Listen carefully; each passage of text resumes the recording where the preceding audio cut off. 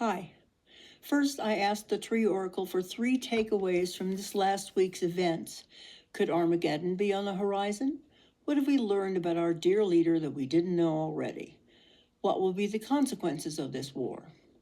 The 3 cards I drew were Hawthorne reversed, lack of commitment, Jawari, light as a feather, insubstantial, and Holly, transformation, metamorphosis and revision.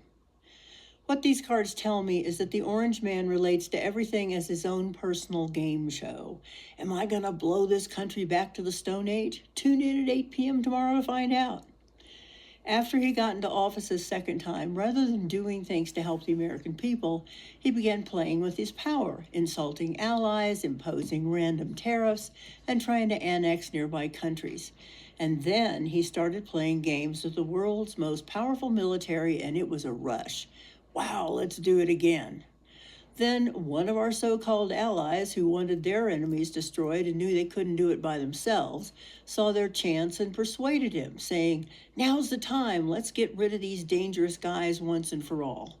And the Orange Man, drunk with his new power, said, "Okay, I'm down with that, let's go." These last weeks have proved that he's totally unserious. As I say, it's a game show. In truth, he is an insubstantial man. When push comes to shove, he makes a lot of bluster and threats, and then, as we've seen over and over, he tacos out. Problem is, what he's achieved this time is a huge mess, and I doubt he has the brains to sort it out, and none of his sycophants around him do either. As a result, we will have transformation, a revision of the balance of power in the world, perhaps, of our standing in the world. There's a good chance of that. And remember, this is all adding billions to our national debt. Anyway, the next few weeks will begin to tell what the transformation will look like. So the second question I asked the Tree Oracle was, how is this situation going to affect the American public and the future of our country? The cards I drew were Brazil nut, joined, uniting, being involved; cherry, continuation, prolonging, carrying on, resumption; and shagbark hickory, with a flourish, to thrive, to bloom, to progress.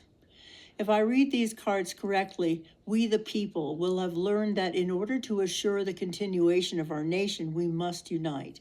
We will survive what will probably be a climactic ending to his administration, and afterwards will resume making progress in relation to human rights, and we will work to guard our future against those who have lost themselves to greed, those who worship power and wealth at the cost of all life.